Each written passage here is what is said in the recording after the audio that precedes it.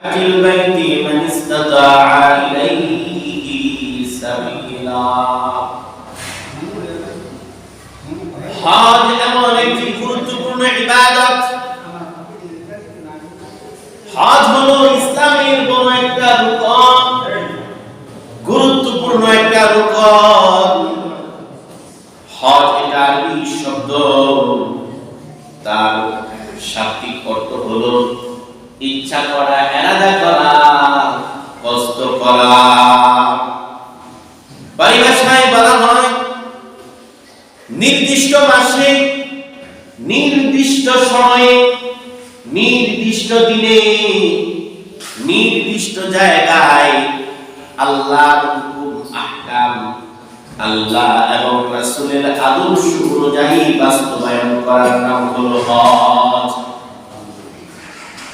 নির্দিষ্ট মাসে, নির্দিষ্ট সময়ে, নির্দিষ্ট স্থানে আল্লাহর কিছু হুকুম, আল্লাহ এবং রাসূলের আদর্শ অনুযায়ী বাস্তবায়ন করার নাম হলো হজ। এই হজ হলো তিন প্রকার: হজ ইফরাদ, হজ তামাত্তু, হজ কিরান।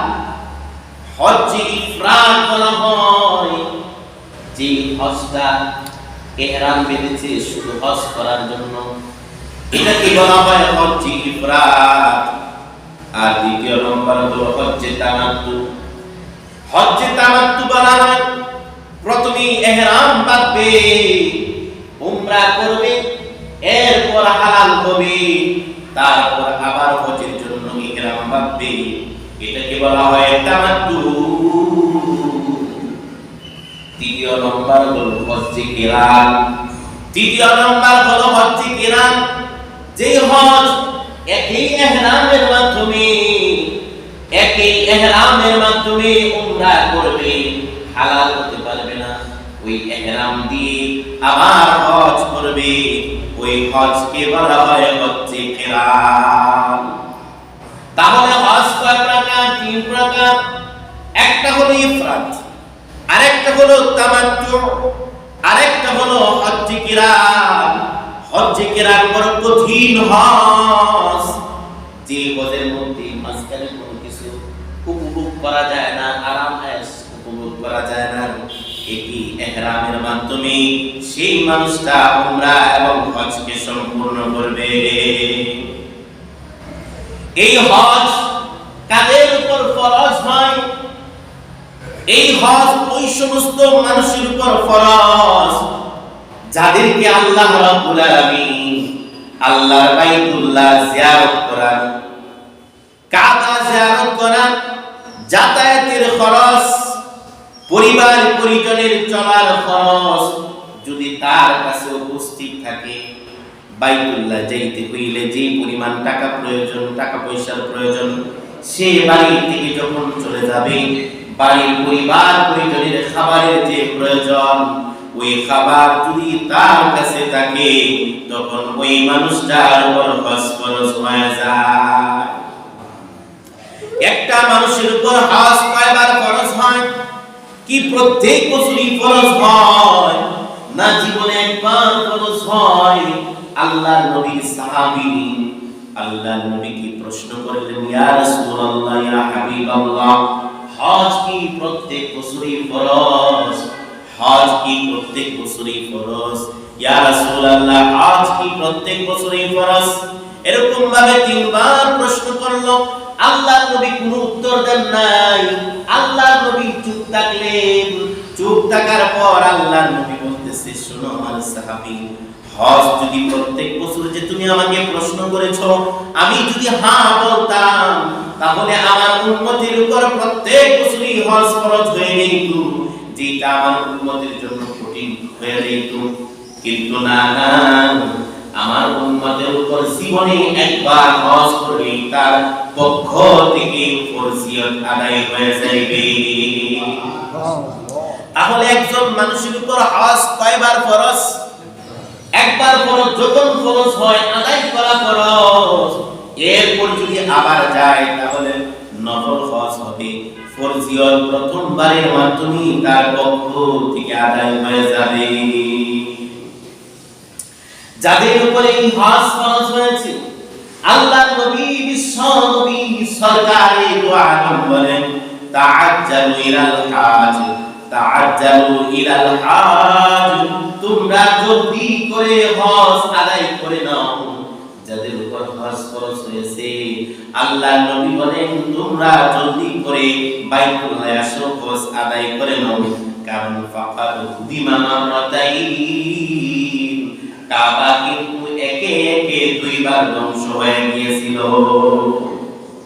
কাবা শরীফ একে একে দুইবার ধ্বংস হয়েছে। তৃতীয়বার যদি ধ্বংস হয় তাহলে ওই কাবা ওই বাইতুল্লাহ খুঁজে পাইবা না।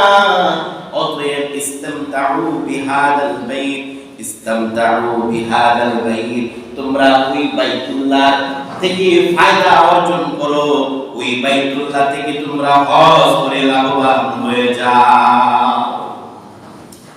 কারণ ওই বাইতুল্লাহর মধ্যে দৈনিক আল্লাহ পাকের 120টি রহমত বর্ষিত হয়।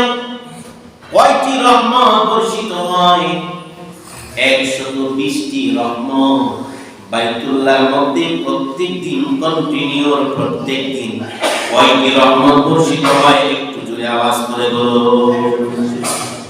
কয়টি? 120টি রহমত বর্ষিত হয়। 60টি রহমত হলো যারা তোয়াফ করবে, যারা তোয়াফ করবে তাদের জন্য কয়টি রহমত? 60টি রহমত। যারা তোয়াফ করবে তাদের জন্য 60টি রহমত। আর যারা ওই বাইতুল্লাহ নামাজ পড়বে, দাঁড়ায় নফল নামাজ পড়বে, তাদের জন্য 40টি রহমত।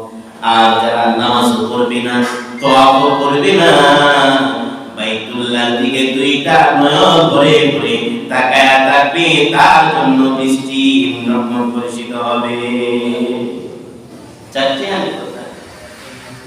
তোয়াফ করলে কয়টি রহমত? কয়টি রহমত? 60টি রহমত। নামাজ পড়লে কয়টি রহমত? 40টি রহমত। যারা নামাজ পড়বে না, তোয়াফ করবে না, আল্লাহর ঘরের দিকে তাকায়া থাকবে, তার উপর কয়টি রহমত বর্ষিত হবে? 20টি রহমত। সেজন্য আল্লাহর নবী বিশ্ব নবী বলেন তোমাদের উপর যখন হজ ফরজ হয়ে গেছে তোমরা দ্রুত হজ করে নাও। কারণ মানুষের হায়াত মৃত্যুর কথা বলা যায় না, বলা যায় কার কখন মৃত্যু চলে আসে, কার কখন অসুস্থতা চলে আসে, কার কখন মুসিবত চলে আসে কেউ জানতে পারে না। সেজন্য বিলম্ব করা যাবে না। হজ এমন একটা ইবাদত, এর কোনো কাজা নাই, কাফারা নাই। কাজা আছে, কাফারা আছে নাই। নামাজ না পড়লে নামাজের কাজা আছে, কাফারা আছে। রোজা না রাখতে পারলে রোজার কাজা আছে, কাফারা আছে। কিন্তু হজ এমন একটা ইবাদত যে হজের কোনো কাজাও নাই, কোনো কাফারাও নাই। অতএব যখনই হজের সময় হয়েছে তোমরা হজ আদায় করে নাও। কোন একজন মানুষ যদি বিলম্ব করে এই বছর নয় আগামী বছর, এর পরের বছর, এর পরের বছর, এর পরের বছর, এরকম ভাবে যদি 5টি বছর চলে যায়, কয়টি বছর? 5টি বছর যদি চলে যায়, হাদিসে কুরসি লা মাহরুম, সে আল্লাহর সমস্ত রহমত, ফজল, করম, বরকত থেকে মাহরুম হয়ে গিয়েছে, বঞ্চিত হয়ে গিয়েছে। 4টি হানি কথা নয়, আল্লাহ বলতেছে মাহরুম, বঞ্চিত হয়েছে সমস্ত রহমত, সমস্ত বরকত, সমস্ত ফজিলত থেকে সে বঞ্চিত হয়ে গিয়েছে। এমন অবস্থায় যদি মারা যায়, হজ না করে যদি মারা যায়, আমার রাসূল বলেন ইনশাআ ইয়াহুদিয়া ওয়া ইনশাআ নাসরানিয়া, চাই সে ইহুদি হয়ে মারা যাক, চাই সে নাসারা হয়ে মারা যাক, আমি নবী তার কোনো দায়িত্ব নিব না। তাহলে গুরুত্বপূর্ণ একটা ইবাদত, সেই ইবাদত কি? হজ। গুরুত্বপূর্ণ ইবাদত, এই ইবাদতের কোনো কাজা কাফারা নাই। যখনই সময় হয়েছে তখনই আদায় করতে হবে।